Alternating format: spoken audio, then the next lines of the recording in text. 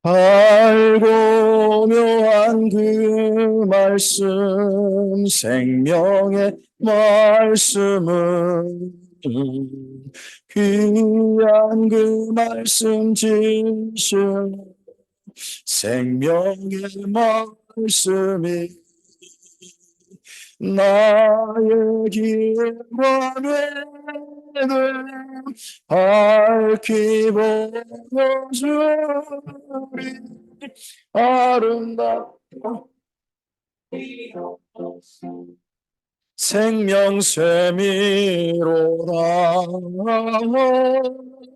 아름답고 귀한 말씀, 생명샘이로다. 귀한 주님의 말씀은 내 노래 되도다. 모든 사람을 살리는 생명의 말씀을 값도 없이 걸어 생명 길을 아름답고 귀한 말씀, 생명샘이 이로다. 아름답고 귀한 말씀, 생명샘이 이로다. 널리 울리고 퍼지는 생명의 말씀을 마음의 용서와 평안을 골고루 주다니. 다만 예수 말씀 듣고 복을 받네. 아름답고 귀한 말씀, 생명샘이 이로다. 아름답고 귀한 말씀, 생명샘이 이로다. 아멘.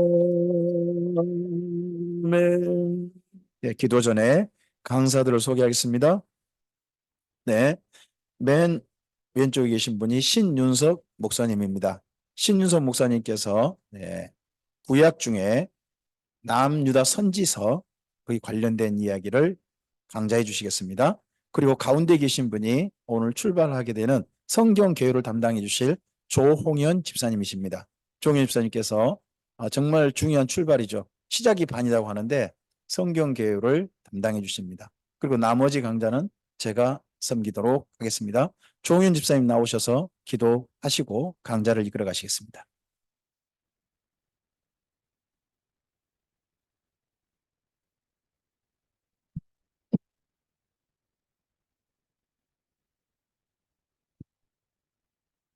하나님 아버지, 베풀어 주신 사랑과 은혜와 진리에 감사를 드립니다. 아버지 하나님께서 사랑하시는 저희 백성들, 또 아버지 하나님을 사랑하는 저희들이 한자리에 이렇게 모이게 하시고 성경에 기록된 원목적대로 빠르게 배울 수 있도록, 깨달을 수 있도록 한자리에 모아주시니 감사를 드립니다. 3박 4일의 말씀의 여정을 가운데 함께 하시며 성령 하나님의 내적인 조명을 비춰주심을 통하여서 우리가 밝히 말씀을 깨닫게 하시고 그 깨달은 바가 내면적으로는 우리의 삶에 실체화될 수 있도록 실천할 수 있도록 도와주시고 의지를 북돋아 주시고 외면적으로는 우리가 이 말씀을 우리 자녀와 이웃에게 전파하여 아버지 하나님의 나라가 이루어질 수 있도록 앞장서 나가는 충성된 종들이 다 되게 하여 주시옵소서. 3박 4일 동안 함께하여 주실 줄로 믿고 예수 그리스도의 이름으로 기도하옵나이다.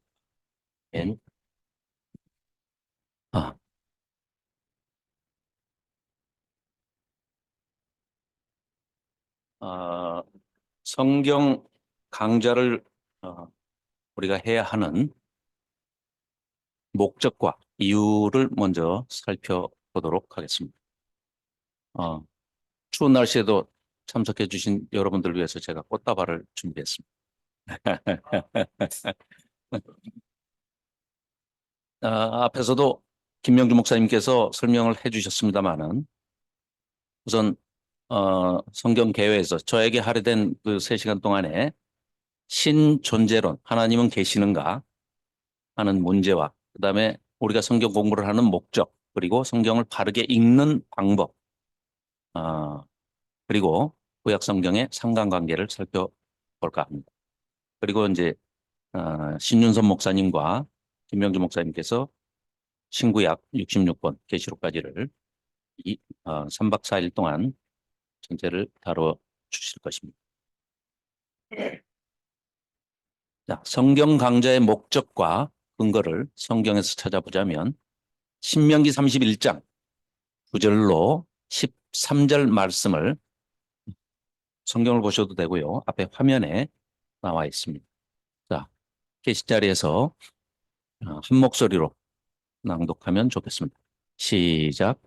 또 모세가 이 율법을 써서 여호와의 언약궤를 매는 레위 자손들과 제사장들과 이스라엘 모든 장로에게 주고 모세가 그들에게 명령하여 이르기를 매 7년 끝에 곧 면제년의 초막절에 온 이스라엘이 내 하나님 여호와 앞 그가 택하신 곳에 모일 때에 이 율법을 낭독하여 온 이스라엘에게 듣게 할지니 곧 백성의 남녀와 어린이와 내 성읍 안에 거류하는 타국인을 모으고 그들에게 듣고 배우고 내 하나님 여호와를 경외하며 이 율법의 모든 말씀을 지켜 행하게 하고 또 너희가 요단을 건너가서 차지할 땅에 거주할 동안에 이 말씀을 알지 못하는 그들의 자녀에게 듣고 내 하나님 여호와 경외하기를 배우게 할지니라. 아멘. 이 말씀은 잘 아시다시피 신명기 31장 모세가 시내산에서 하나님으로부터 율법을 받은 후에 40년 광야에서 훈련 기간을 끝내고 모압 평지에 도달해서 가나안 땅 맞은편 동편에 진입을 앞두고 모세는 들어갈 수 없는 약속의 땅을 목전에 두고 그 자손들에게 유언으로 남긴 말입니다. 그러면 이 신명기의 내용은 모세의 유언은 인간 모세의 어떤 이스라엘 백성에 대한 당부의 내용도 있겠지만 우선적으로는 하나님의 말씀이라는 것이 전제가 되는 거 아니겠습니까? 그래서 하나님의 당부다. 하나님께서 모세를 통해서 이스라엘 백성에게 신신당부한다. 무엇을? 계명을. 율례와 법도와 계명을 신신당부한다. 그래서 신자가 납신자라고도 하고요. 거듭할 신, 되풀이할 신, 이 신자를 씁니다. 납신이란 거는 납은 우리 잔나비 그러지 않습니까? 원숭이. 그대로 따라서 하는 것을 나비해서 납신. 계속해서 똑같은 말을 되풀이해서 그걸 현대 언어로는 잔소리라고 그러죠. 모세가 하나님께서 너무나 당부를 하셨기 때문에 모세가 백성들을 앞두고 죽음을 앞둔 유언으로서 잔소리를 하고 있는 거예요. 지금 얼마나 중요하면 죽음을 앞두고 자 이거를 좀 정리해 보면 이렇습니다. 우선 첫째 11절에 보면 율법을 낭독하여 온 이스라엘 백성이 듣게 해라. 이때는 물론 두루마리에 기록된 성경이 한 권밖에 없기 때문에 지금처럼 우리가 가지고 있는 이런 성경이 아니기 때문에 한 사람이 그 하나밖에 없는 두루마리를 읽어줄 수밖에 없습니다. 지금으로 얘기하면은 우리는 이제 개개인이 다 가지고 있기 때문에 듣기와 읽기를 포함한 내용이겠죠. 언제 해야 되느냐? 매 7년 끝 면제년 초막절에 절기를 일러주시고 하나님께서 절기를 정해주셨는데 그 절기에 초막절에 해야 할 가장 중요한 행사가 성경 낭독입니다. 그럼 읽어주고 끝나느냐? 아닙니다. 느헤미야서를 보면 8장에 보면 듣고 깨달아 알 수 있도록 가르치라는 거예요. 그러니까 왜냐하면 이거는 낭독해서 듣고 끝나는 퍼포먼스나 행사가 아니고 삶에 체화돼서 삶으로 실천이 돼야 하는 그런 내용이기 때문에 듣고 깨달을 수 있도록 하는데 대상이 누구냐? 남녀의 노소를 막론하고 어른이든 어린이든 심지어는 성읍 안에 함께 거하는 타국인들까지 다 불러 모으라고 그렇게 되어 있습니다. 이때 하나님께서 모세를 통해서 타국인이라고 굳이 이렇게 밝혀서 자, 이스라엘 백성이 애굽에서 노예로 전락한 생활을 하고 있었는데 그때 타국인이 얼마나 많이 섞여 살았을지 모르겠어요. 이스라엘 백성들과 함께 사는 사람들이 같은 노예의 신분이었지 지위가 다른 부류는 아니었을 걸로 봐요. 그러면 굳이 이렇게 타국인이라고 명시해서 모세를 통해서 이렇게 기록을 하게 한 것은 오고 오는 세대에 그 이 타국인의 대상에 저희가 들어간다는 거죠. 우리 대한민국 사람도 타국인이 돼서 여기 들어가는 거죠. 마찬가지로 이따 살펴보겠지만 예수님께서도 오셔서 똑같은 내용을 말씀을 하시는 걸 살펴볼 수가 있습니다. 자, 그래서 듣고 배우고 내 하나님 여호와를 경외하게 하는 게 사실은 이 성경 강좌의 목적이 있다는 것이죠. 그리고 실천하는 이 율법의 모든 말씀을 지켜 행하게 하고 그렇죠? 그러니까 말씀을 듣고 읽고 배워서 깨우쳐서 하나님 경외하는 데까지 나아가게 하고 그다음에 요단을 건너서 하나님이 약속하신 약속의 땅, 가나안 땅에 들어가서 이제 앞으로 살게 될 터인데 이 말씀을 듣지 못한 그 자녀들이 이제 새로 태어나게 되면 매 7년마다 일어나는 그 면제년까지 기다리지 말고 부모가 일차적인 책임을 가지고 자녀들에게 이 말씀을 일러줘라. 이 본문은 레위기입니다. 율법의 전체가 십계명으로 대표되는 율법이 레위기이기 때문에 레위기를 본문으로 해서 모세가 설교를 하고 유언으로 또 신신당부를 한 게 신명기이기 때문에 결론은 이 말씀을 통해서 하나님 경외하기를 배우고 준행하고 또 자녀에게 전도하는 거죠. 하나님의 말씀을 계승시키는. 그래서 믿음의 계승이 이루어질 수 있도록 하라는 이 당부의 말씀입니다.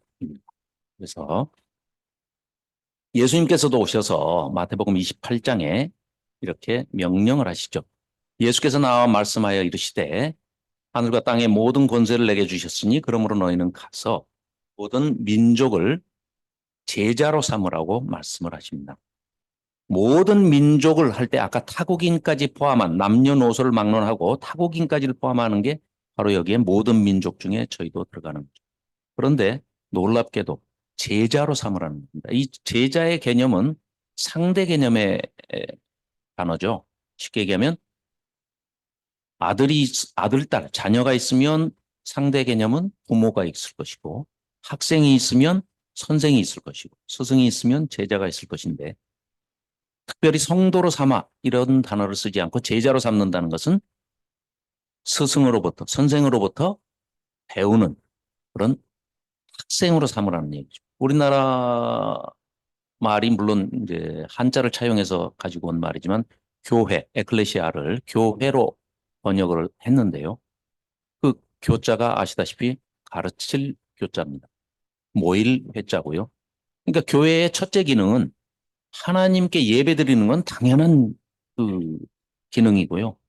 첫째 기능은 교회라는 명칭에서 알 수 있듯이 하나님의 말씀을 가르치고 배우는 것입니다. 뭐 요즘 교회들이 이렇게 하고 있는지는 이제 잘 모르겠습니다만 아무튼 우리 성도를 넘어서 제자된 신분으로서의 우리의 직분은 당연히 사명으로 삼아서 말씀을 배우고 배운 바를 준행하고 하나님 경외한 다음에는 자녀들에게 가르쳐야 할 사명이 있다는 말씀이죠. 이 예수님께서 하신 말씀이죠. 내가 너희에게 분부한 모든 것을 가르쳐 지키게 하라. 아까 모세를 통해서 하나님께서 신명기에서 밝히듯이 예수님이 친히 오셔서 하시는 내용도 거의 똑같습니다. 그래서 볼지어다 내가 세상 끝날까지 너희와 항상 함께 있으리라 하십니다. 자, 예수님께서 분부하신 모든 것을 우선 구약에서 찾아보면 이렇습니다. 누가복음 24장 44절 45절 말씀인데요. 또 이르시되 내가 너희와 함께 있을 때에 너희에게 말한 바 곧 모세의 율법과 모세 오경을 얘기하는 거죠. 토라라고 하죠. 예수님은 유대인이기 때문에 유대인의 분류 방법으로 지금 성경을 분류하고 계시는 거예요. 모세의 율법, 토라, 그리고 선지자의 글, 레위임, 예언서를 얘기하겠죠. 선지서를. 그리고 시편으로 대표되는 성문서, 지혜문서라고도 하는 우리 지금 이제 우리가 가지고 있는 시편, 잠언, 전도서, 아가서, 욥기 이 5권의 책을 성문서라고 하는데 이걸 타나크 이렇게 얘기를 하는데 토라, 네비임, 케투빔 이 첫 자음을 따가지고 타나크 많이 들어보셨을 겁니다. 이 아, 이렇게 지금 예수님이 오셔서 성경을 타나크 유대인의 분류 방법으로 말씀하실 때는 구약을 말씀하시는 겁니다. 아직 신약은 기록되지 않았기 때문이죠.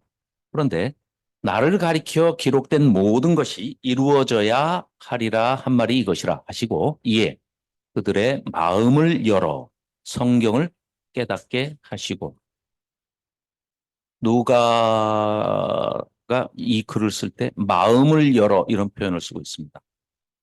마음을 어떻게 여나요? 옷을 단추를 끌으면 마음이 열리나요? 마음을 열어. 이 마음을 연다는 것은 이제 후에 예수님을 통해서 예수님이 하나님께 말씀을 드리고 우리에게 보내주심하고 한 보혜사 성령 하나님이 오시면 진리의 성령이 오시면 예수님께서 하셨던 말씀 또 구약 전체 성경 전체가 우리에게 들려주고 있는 하나님의 그 심정들이 다 깨달아 알 수 있도록 보혜사 성령님께서 도와주시는 그런 역사가 일어나는 것을 경험을 했기 때문에 누가가 이렇게 기록을 하고 있습니다. 마음을 열어. 그러니까 우리는 성경을 대할 때 로고스인 하나님이 로고스시고 로고스가 말씀이기 때문에 이 말씀을 대할 때는 하나님을 대하는 것과 똑같은 것이기 때문에 마음을 열어 성경을 대해야 겠습니다. 자, 예수님이 오셔서 또 분부하신 모든 것 두 번째는 복음서에서 찾아볼 수 있는데 요한복음 14장이에요. 보혜사 곧 아버지께서 내 이름으로 보내실 성령 그가 너희에게 모든 것을 가르치고 내가 너희에게 말한 모든 것을 생각나게 하리라. 방금 말씀드린 그런 내용이죠. 자, 그리고 예수님께서 분부하신 이제 나머지 신약 전체에서 이런 말씀을 하십니다. 그러니까 오순절 성령 강림 이후에 기록될 내용들이죠. 복음서와 서신서들 그리고 요한계시록까지 예언서까지 전부 포함해서 진리의 성령이 오시면 그러니까 특히 성령 하나님의 별칭이 굉장히 많은데 특히 진리의 성령이라고 요한 사도도 강조를 하신 것은 성령님이 오시면 성령님이 우리에게 임하시면 성령 강림 후에 내주하시는 성령님께서는 말씀을 대할 때 그 진리의 말씀, 생명의 말씀을 항상 깨우쳐 주시는 그런 보혜사의 역할을 하시기 때문에 우리에게 진리의 성령이다 하는 그 별칭으로 많이 쓰이게 되죠.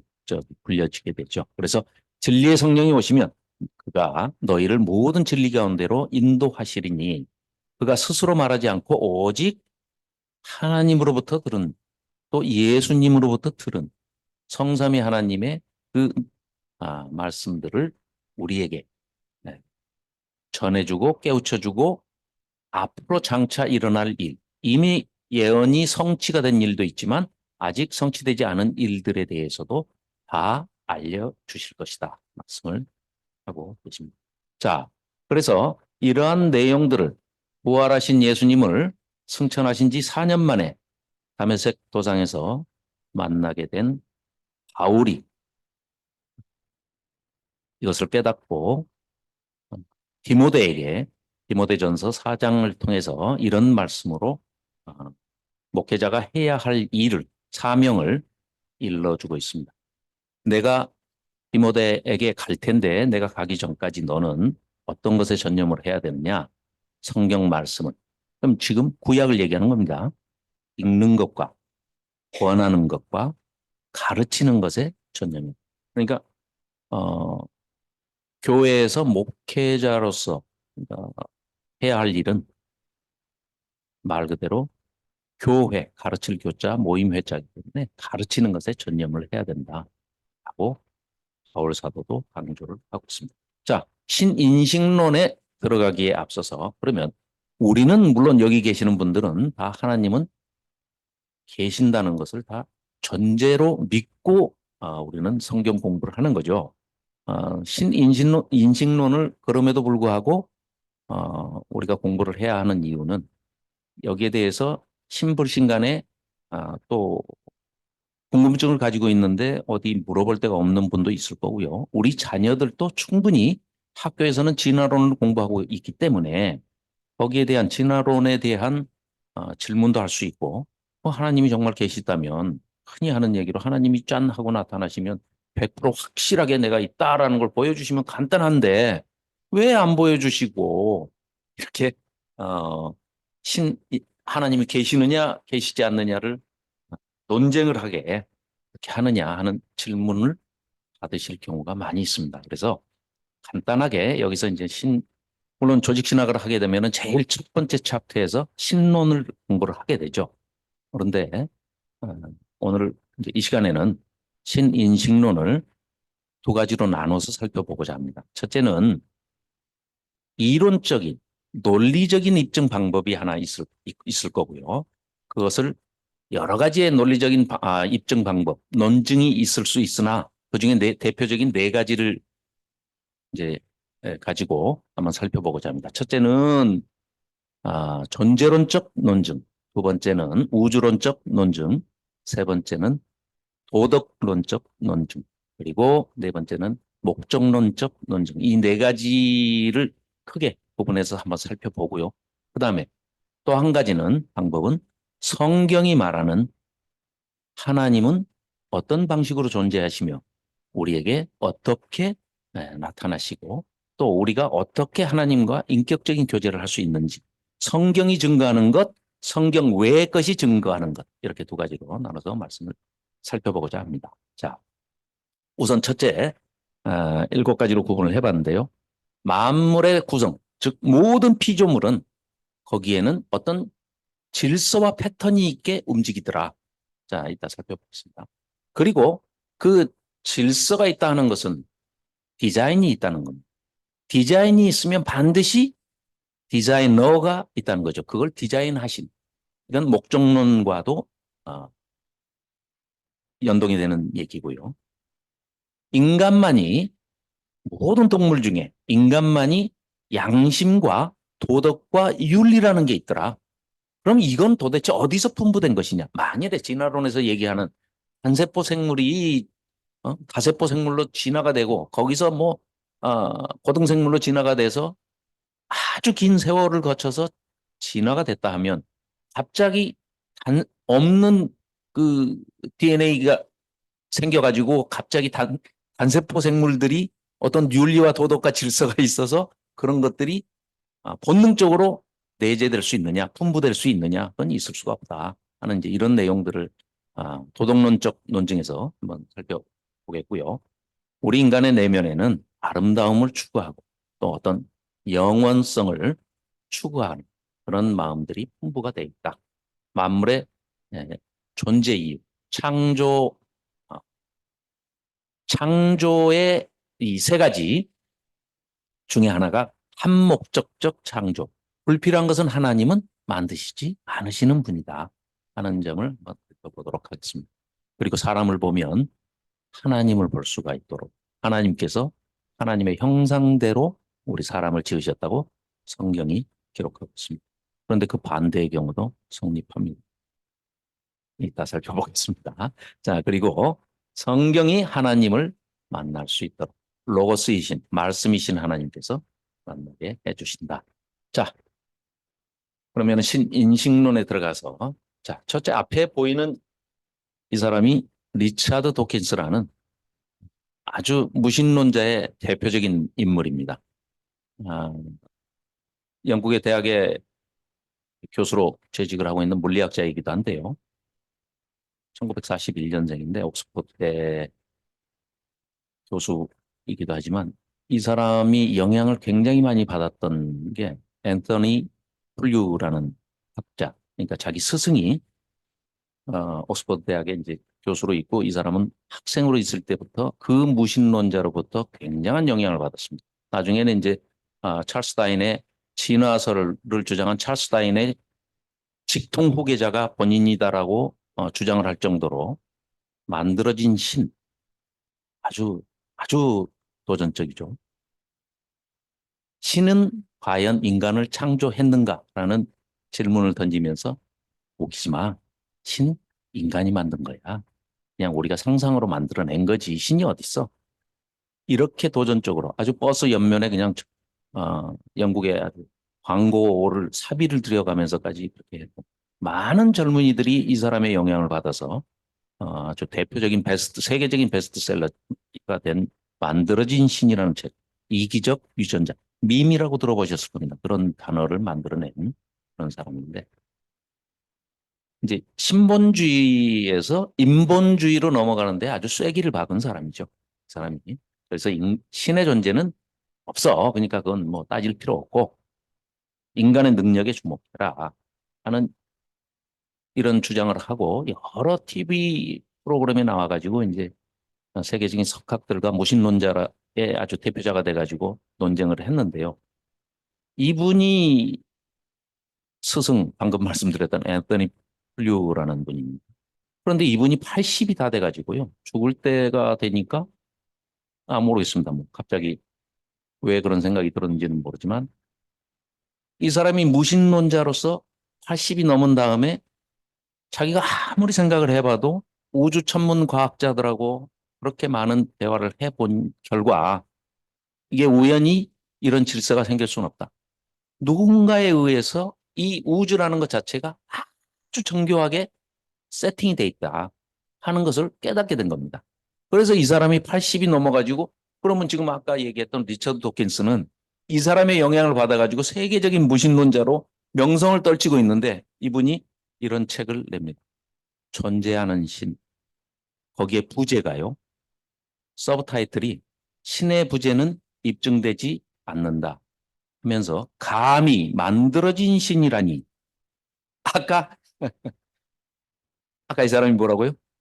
자기 제자가 만들어진 신이라는 책을 썼잖아요. 세계적인 베스트셀러가 됐는데 그 스승이었던 영향을 지대하게 줬던 분이 책을 썼는데 감히 만들어진 신이라니. 이건 뭐 정면으로 그냥 망치로 어, 리차드 도킨스를 깨부신 거죠.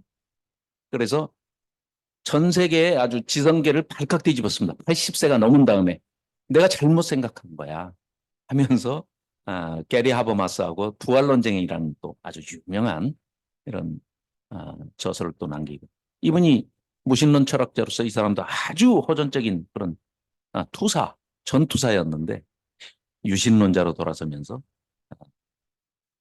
자, 이 사람들은 뭔가를 입증할 수 있어서 지금 이런 얘기를 하는 게 아닙니다. 그저 개념적인 논리적인 논증으로 신의 존재를 입증할 수 있느냐, 신의 부재를 입증할 수 있느냐, 이걸 따지는 사람들입니다.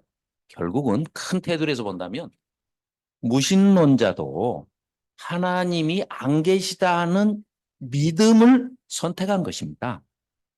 우리는 하나님이 계시다는 것을 선택한 사람들이고 또 물론 그 선택의 이 배면에는 배경에는 하나님께서 전적으로 우리에게 믿음이라 하는 그 선물을 은사를 주셨기 때문에 하나님이 믿어지는 것도 하나님의 뜻 가운데서 은혜 가운데서 이루어지는 것이라는 걸 우리들은 알고 있지만 이분들은 이제 논리적으로 지금 따지는 건데 논리적으로 따진다는 것은 믿지 않기로 그냥 선택을 한 것입니다.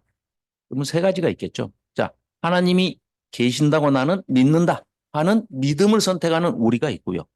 신자가 있고 나는 하나님이 안 계시는 게 더 내가 살아가는데 훨씬 편하고 좋아. 그러니까 나는 안 계시는 걸로 정리하고 결론 내리고 그걸 택하겠다 하는 하나님이 안 계신다는 믿음을 택한 사람이 있을 것이고 그 양쪽의 믿음을 보류하는 사람이 있을 겁니다. 세 가지 부류가 있을 겁니다.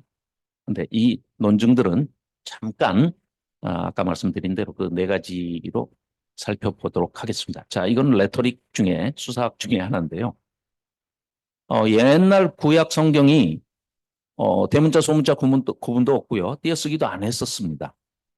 그런 두루마리 성경이 있었는데 영어도 물론 뭐 다 페니키아 문자에서부터 출발을 해가지고 이제 이렇게 나온 스페링이 나온 알파벳도 마찬가지인데 God is nowhere 똑같이 스페링을 써놓고요. N-O 다음에 띄어 읽기를 하면 God is nowhere. 하나님은 아무 데도 안 계신다. 이렇게 그러니까 하나님이 안 계시는 걸 원하는 사람들은 이건 당연히 띄어쓰기 안 하고 이렇게 딱 써놓으면 이렇게 읽고 해석하고 번역을 할 겁니다. God is nowhere. 하나님은 어디에도 안 계신다. 그런데 우리 같은 사람들은 W 다음에 띄어 읽겠죠. God is now here.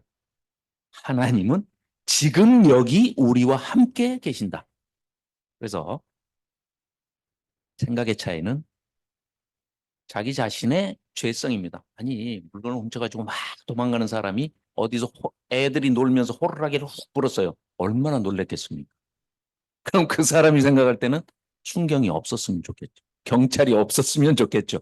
원하는 겁니다. 그러니까 무신론자 입증할 수 없습니다. 없는 걸 어떻게 입증을 합니까? 신의 부재는 논리적으로 입증할 수가 없습니다. 물리적으로도 입증할 수는 없어요. 다만 정확하게 표현하면 이런 거겠죠. 무신원자. 하나님이 안 계셨으면 좋겠다. 왜요? 그러면 죄 짓는데 내줄 수가 있기 때문에 하나님이 안 계셨으면 좋겠다 하는 그런 얘기를 하는 거죠. 자, 신존재 증명에 대해서 아까 말씀드린 대로 존재론적 논증과 우주론적 논증, 그리고 목적론적 논증, 도덕적 논증 이 네 가지로 좀 살펴보고자 합니다. 존재론적인 논증은 신이 그러니까 하나님에 대한 개념을 가지고 출발을 하는 겁니다. 자, 이 우주를 하나님이 만드셨다고 주장을 하려면 하나님은 우리가 알고 있는 우주보다 더 크신 분이어야 됩니다. 그렇죠? 부모가 자녀를 낳는 거지 자녀가 부모를 낳을 수는 없잖아요. 그러니까 하나님의 개념을 상정을 하는 겁니다. 그렇게. 모든 것보다 그러니까 존재할 수 있는 것보다 더 큰 분이 하나님이시다. 신이다. 그런데 가장 큰 존재인데 인간의 그 생각을 초월한 존재이신데 상상의 동물들을 인간들은 또 많이 생각을 하죠. 올해도 뭐 용띠 했는데 용도 상상의 동물. 그것도 무슨 청룡이라면서요. 용이 또 푸른색이 있고 뭐 붉은색이 있는지 모르겠어요. 어쨌거나 청룡. 이건 상상의 동물입니다. 존재하지 않습니다. 인간이 그냥 만들어낸 겁니다. 유니콘. 왜 뿔 달린 말 비슷하게 생긴 날라다니는 그런 상상의 동물이 있죠. 없는 겁니다. 자, 실존주의에서는 존재하는 것이 모기가 눈에 보이지 않는 하루살이가 존재하지 않는 용보다 훨씬 큰 거예요. 존재하지 않잖아요. 용은 상상 속에 있기 때문에. 그러니까 실제 하는 것이 상상보다 아무리 작아도 더 큰 겁니다. 크기가 볼륨이 아무리 작아도 실존하는 것이 상상하는 것보다는 더 크다. 그러니까 즉 하나님은 인간이 선언적으로 어떤 자기가 불완전하다는 것을 누구나 다 알고 있잖아요. 뭐 제일 큰 걸림돌이 뭡니까? 죽잖아요, 우리는. 그런데 변하지 않는 제일 원인자가 있을 거라는 거죠. 자기 자신은 변하지 않으면서 자기 자신을 제외한 모든 것을 변화시킬 수 있는 그걸 이제 좀 어려운 철학적 용어로는 부동의 동자라고 합니다. 스스로는 변하지 않으면서 움직이지 않으면서 자기 자신을 제외하고 모든 것을 다 변하게 할 수 있는 그런 존재가 실존해야 되기 때문에 그 자신보다 더 큰 존재를 사람이 인식할 수 있는 거 아니냐. 그래서 신이라는 것은 하나님은 안 계시다는 것을 부재를 입증할 수가 없기 때문에 존재론적 논증, 이걸 본체론적 논증이라고도 하는데요. ontological argument라고 그러는데 이건 신의 개념은 어떠한 분이 신이어야 한다. 하나님이라는 개념을 상정해 놓고 그걸 논리적으로 지금 접근을 해본 겁니다. 그런데 성경에서는 아주 간단하게 놀라운 얘기를 하십니다. 출애굽기 3장에 모세에게 하나님이 떨기나무에서 불꽃으로 나타나셨습니다. 모세 아니었으면 우리 아직도 이런 놀라운 표현이 있다는 것을 아마 인간들은 상상할 수가 없을 거예요. 하나님만이 가능하신 발언입니다. 나는 스스로 있는 자다. 이렇게 말씀을 하십니다. 그걸 히브리어로 예의해, 에쉐르, 에의해 이렇게 얘기하고 영어로는 뭐 I'm who I am 이렇게 얘기하는데 좀 더 엄밀하게 얘기하면 I will be who I will be. 나는 내가 되고자 하는 존재가 될 수 있는 존재야. 그러니까 뭐든지 되실 수 있는 분이죠. 창조주시기. 만드신 분이기 때문에. 그리고 스스로는 피조된 게 아니고 스스로 있는 분이시다. 자, 이걸 이제 우리는 한자어를 차용해서 자존자라는 단어를 쓰는데요. 상상할 수 없는 레토릭입니다. 아니, 나는 스스로 있는 자야. 하나님이 아니면 이런 상상을 할 수가 없는 대목이죠. 자, 하나님의 작품, 그 중에 우리가 알고 있는 태양계, 솔라 시스템이라고 그러죠. 시스템이라는 것 자체가 이제 태양계라고 하는 건 디자인되어 있다는 얘기죠. 조직이니까. 누군가가 목적을 가지고 의도를 가지고 조직을 했습니다. 그리고 그 안에 패턴과 질서를 부여한 겁니다. 그러면 이것들이 움직이는데 예전에는 평면적으로 태양을 중심에 두고 수금지와 목토 천해명 이 태양계에 속하는 행성들이 자전을 하면서 스스로는 자전하면서 태양을 공전하는 줄 알았어요. 그런데 알고 보니까 태양도 공전을 하더라는 거예요. 그래서 잠깐 거기에 동영상을 하나, 짧은 동영상을 한번.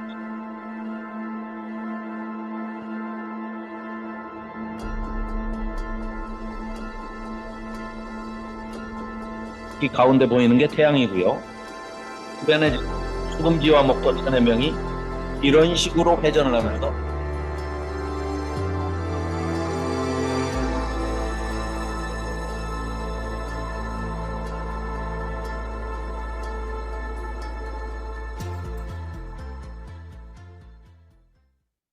이렇게 태양계의 중심인 태양도 그 자리에 있으면서 자전하는 게 아니고 공전을 하더라는 겁니다. 그 공전하는 것이 이제 알기 쉽게 이게 그래픽으로 이렇게 바꿔놓은 건데요.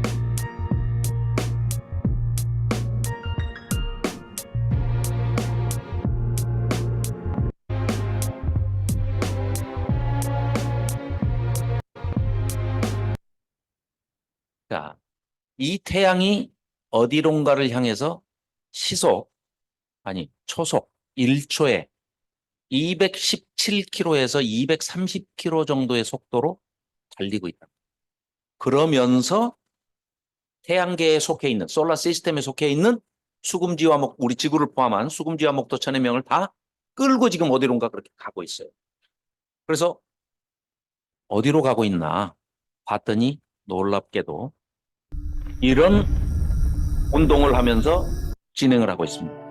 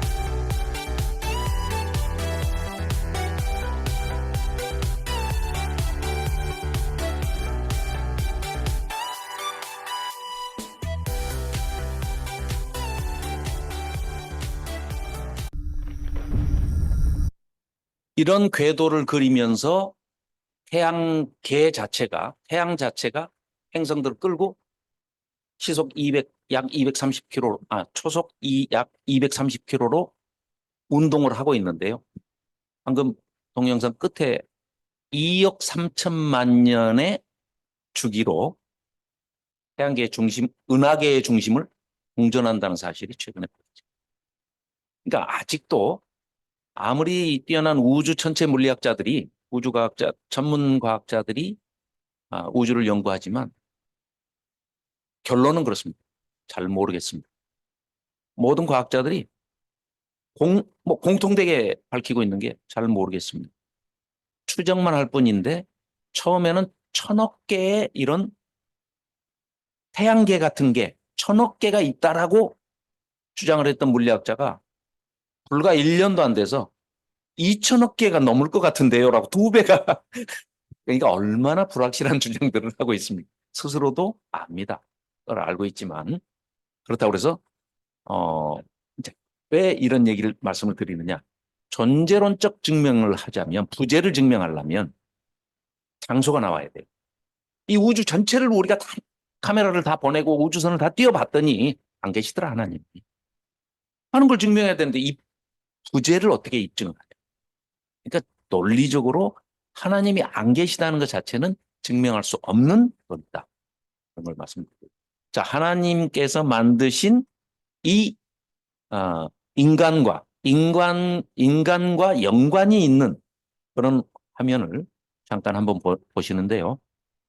초거시 세계와 초미시 세계까지를 한번 잠깐 살펴보도록 하겠습니다.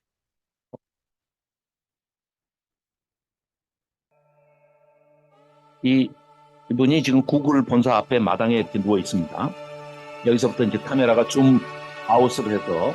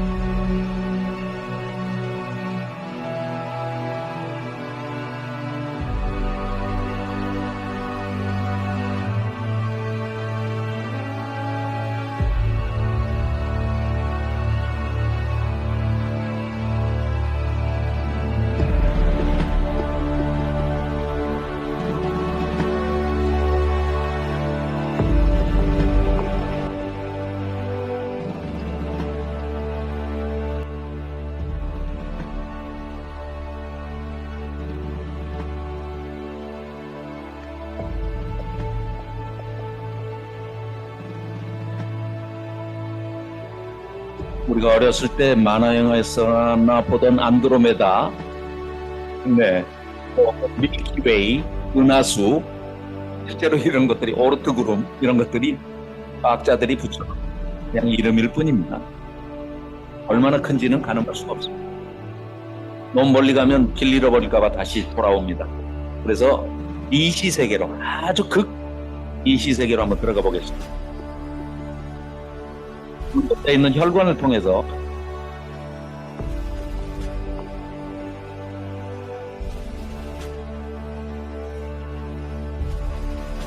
마이크로, 나노,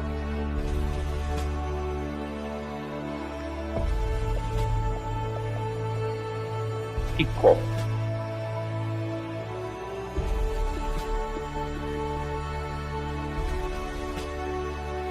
펜토,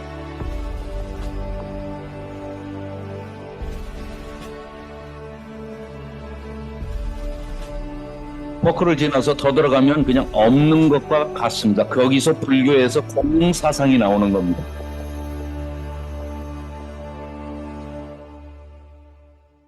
네.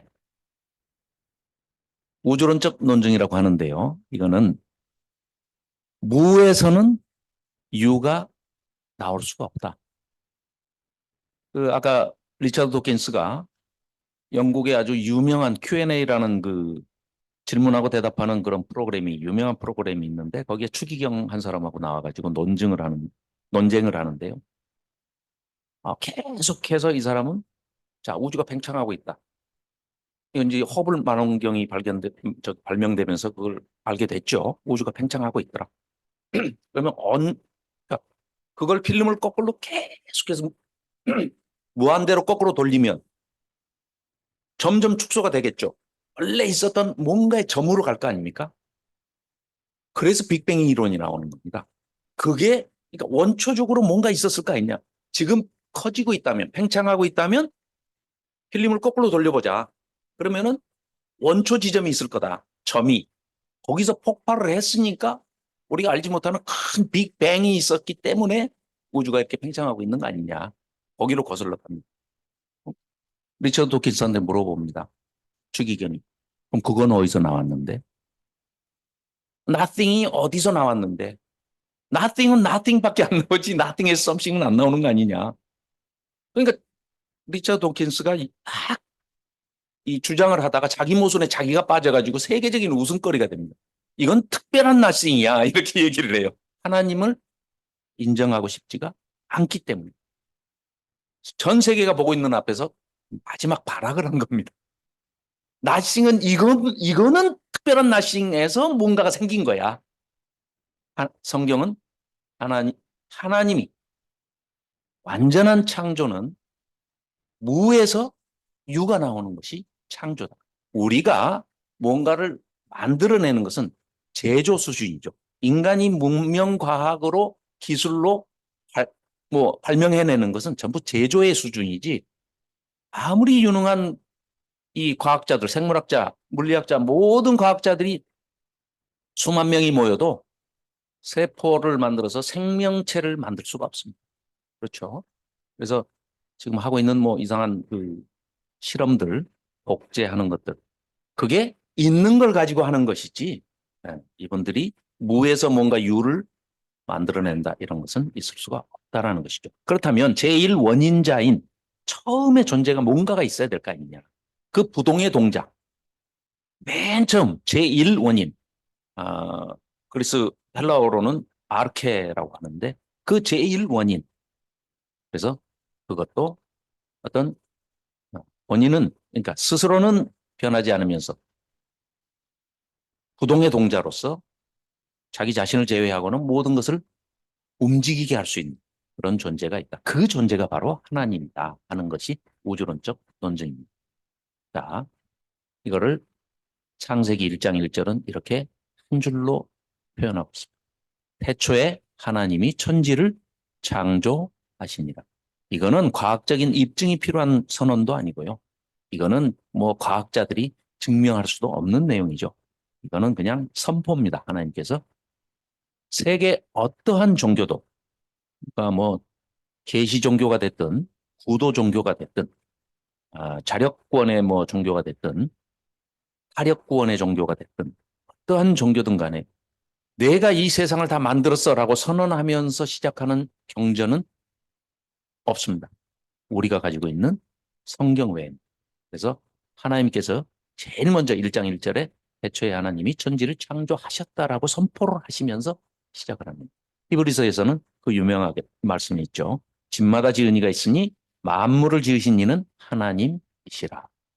그리고 양심과 윤리가 있는 것을 보면 원숭이가 진화돼 가지고 갑자기 없던 도덕과 윤리와 어떤 그런 개념들이 생겨날 수는 없는 거 아니겠습니까?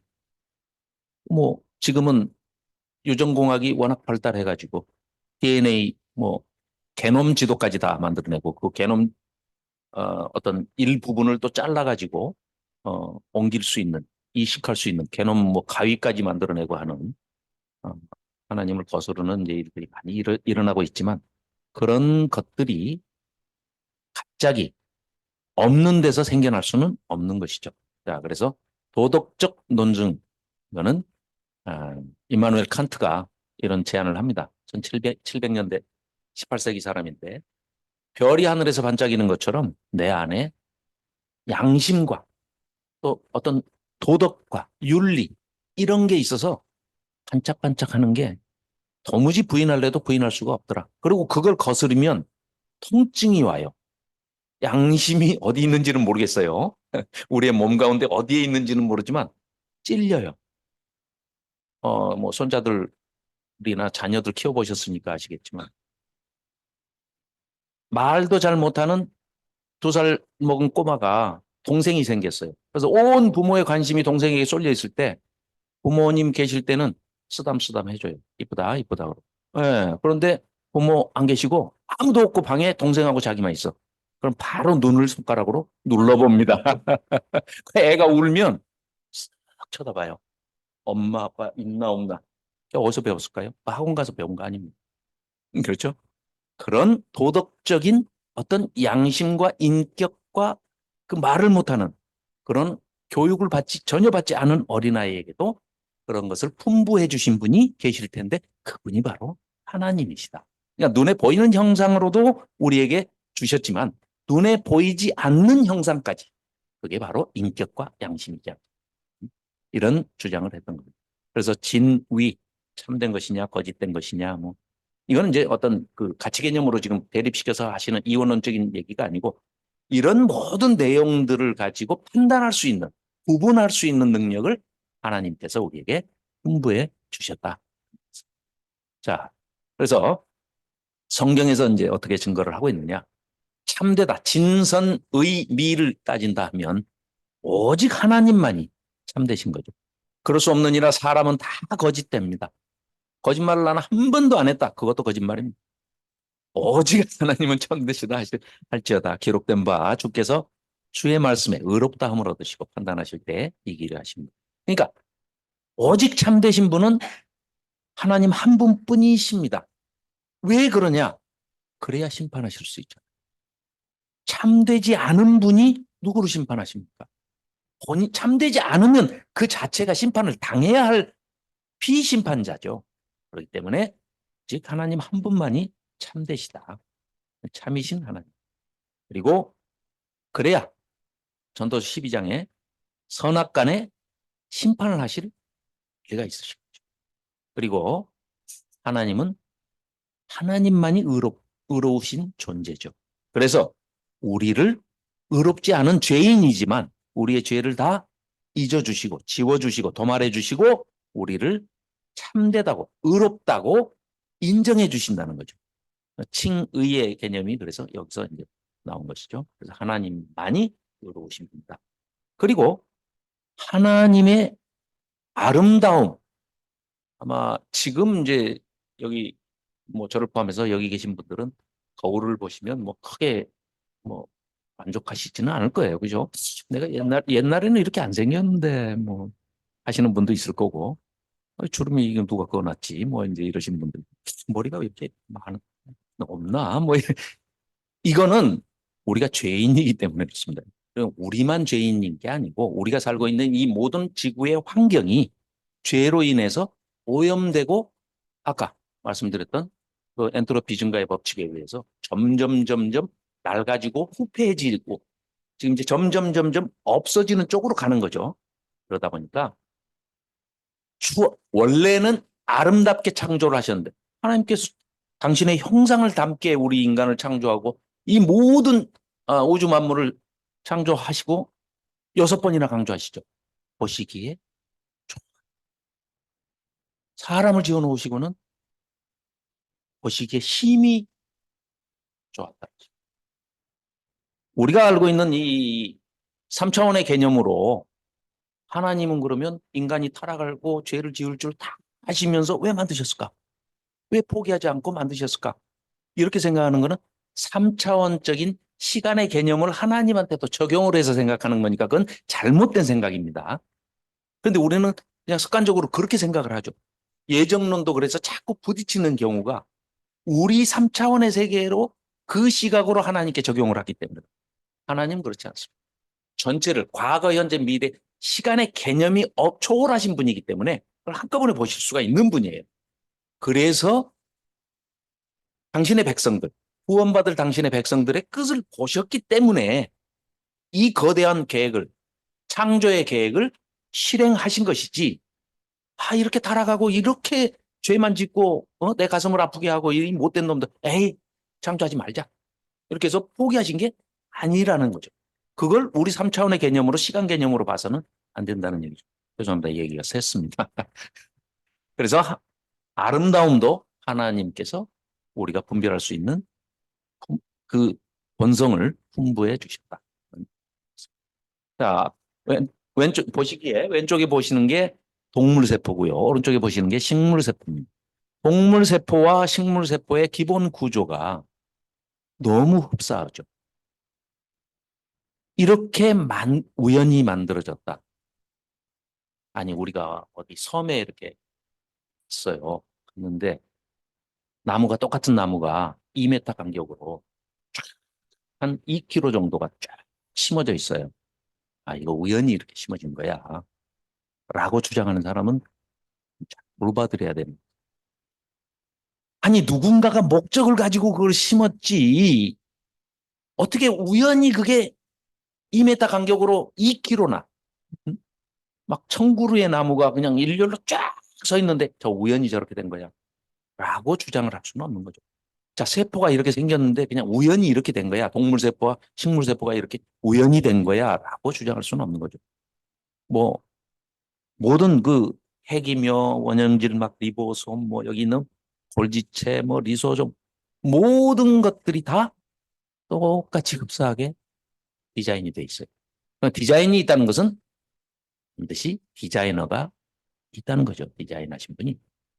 티민, 아데닌, 시토신, 구아닌, 뭐 ATCG 이게 이제 지금 유전공학이 발달해가지고 이 유전자 결합은 ATCG의 결합으로 이렇게 DNA 합성 원리가 돼서 이 모든 인간이 지문이 다 다르고 얼굴 형태가 다 다르듯이 이런 것들이 다 하나님께서 디자인하신 것이다 하는 것을 볼 수가 있습니다. 자, 여기 뭐 아주 아름다운 건축물들이 있습니다. 이게 뭐 우연히 생겨났다, 거저 생겼다 이렇게 주장할 수는 없는 것이겠죠. 그런 자 보면 뭐 굉장히 아름다운 건축물들이죠. 뭐 가보신 분도 있을 거고. 좌측 상단에 있는 게 이제 프랑스 파리에 있는 개선문이죠. 에투알 개선문. 그리고 오른쪽에 있는 게 이제 로마 바티칸 시국 교황청이 있는 바티칸 시국. 하단에 왼쪽에 있는 게 에펠탑인데요. 이 에펠탑을 보고 뭐 쇳도막들이 치들이 막 각자 일어나더니 결합을 해가지고 오늘 자고 일어났더니 이렇게 지어져 있더라. 라고 주장을 하는 사람보다 더 황당한 주장이 원숭이가 진화돼서 사람이 되었다고 주장합니다. 옛날에는 그런 얘기가 통했을지 몰라요. 그랬을 수도 있겠다 해서 유인원, 사람 비슷한 원숭이들을 뼈 조각을 막 찾아가지고 무슨 이름도 막 거창하게 붙이죠. 동양도 질 수가 없다 해서 베이징 원인, 국경 원인, 뭐 네안데르탈린, 뭐 이쪽에서 발견했다 그러면 저쪽 반대편에서 또 발견했다. 뼈다귀를 가지고 와서 이렇게 얘기를 하는데 유전공학이 딱 발달하고 납니다. 인간은 염색체가 46입니다. 남자 23개, 여자 23개가 결합해서 23쌍, 46개. 그러니까 염색체 수는 46이에요. 원숭이는 조사해봤더니 48이네요. 종에서 종을 건너는 진화는 있을 수도 없고 만일에 그렇게 됐다면 중간 화석이 있어야죠. 없습니다. 단 한 개도 없어요.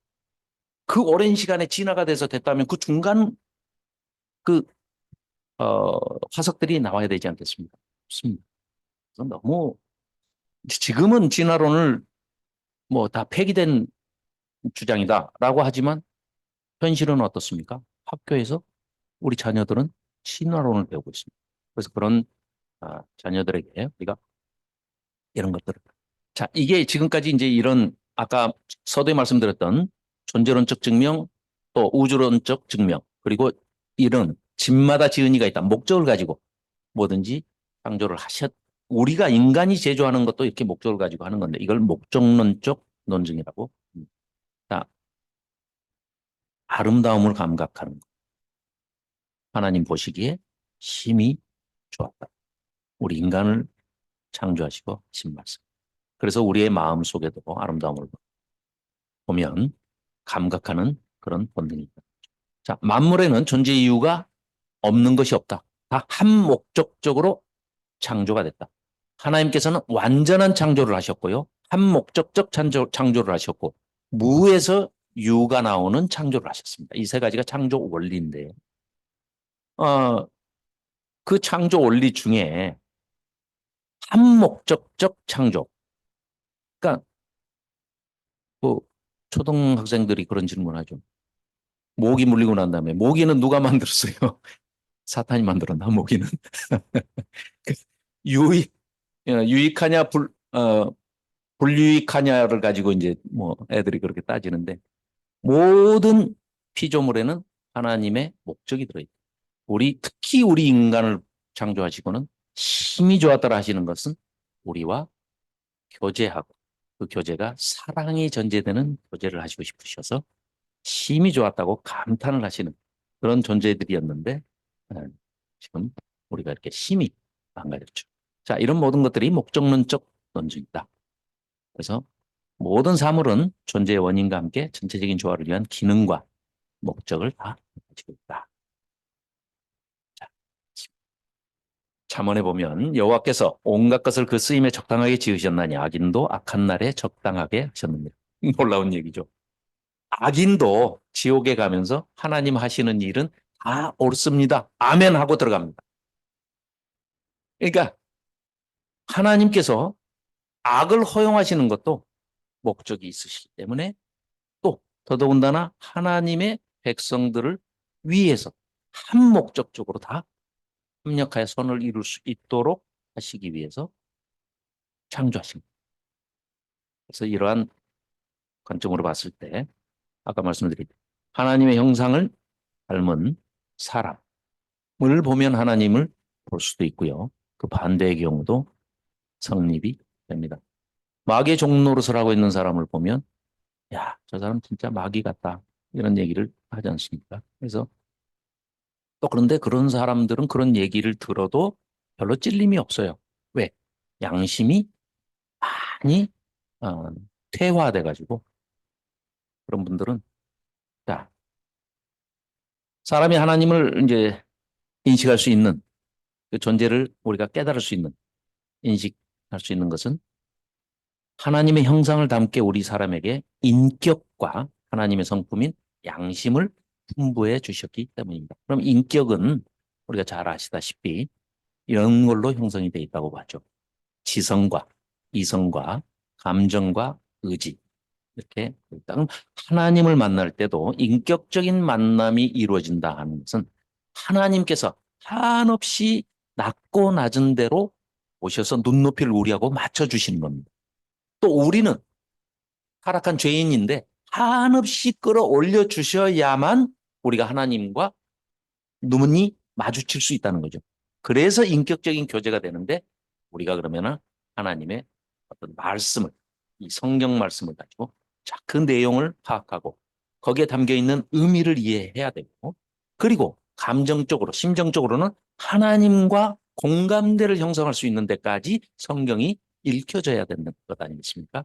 그리고 거기서 얻어지는 우리의 자유의지를 가지고 하나님께서 우리는 또 한없이 연약한 존재들이기 때문에 성령님께서 도와주시고 하나님께서 북돋아 주셔야 잡아주셔야만 하나님께로 나아갈 수 있는 한없이 부족한 존재들이기 때문에 늘 기도로 간구하며 하나님과 인격적인 존재로 나아갑니다. 자, 그래서 양심이라는 것은 아까도 말씀드린 진선, 의, 미, 참되고 선하고 의롭고 아름다운 그런 것들이 우리 속에 풍부가 되어 있기 때문에 그 양심을 저버렸을 때는 뭔지 모르게 아무튼 통증을 느낍니다. 양심이 찔린다고 그러죠. 자, 이 동영상을 보고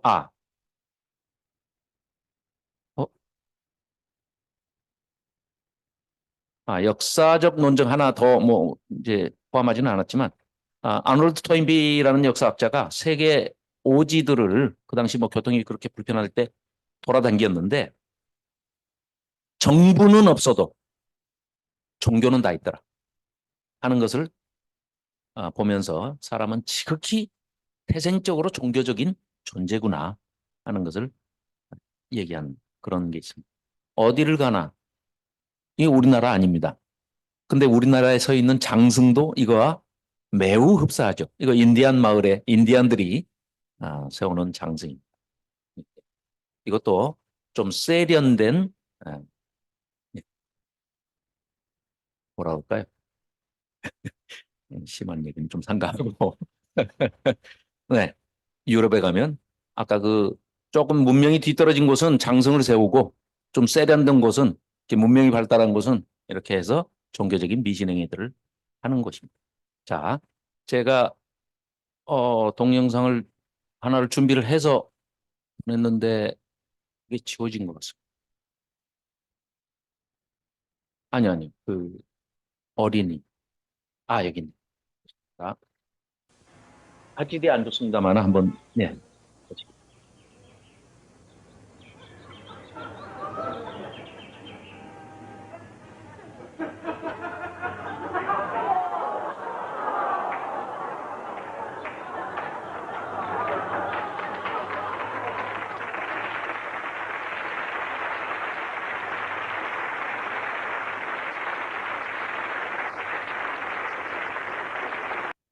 네. 이 오빠로 보이는 이 애가 학원에 가서 이거 배워 갖고 왔을까요? 하나님께서 우리 양심에, 우리 인격에 심어 놓으신 참되고 선하고 아름답고 의로운 그런 행동이 본능적으로 이렇게 나오는 것을 보면 누군가가 우리를 지으시면서 이런 마음을 홍보해 주신 것이 아닌가 그렇게 생각합니다.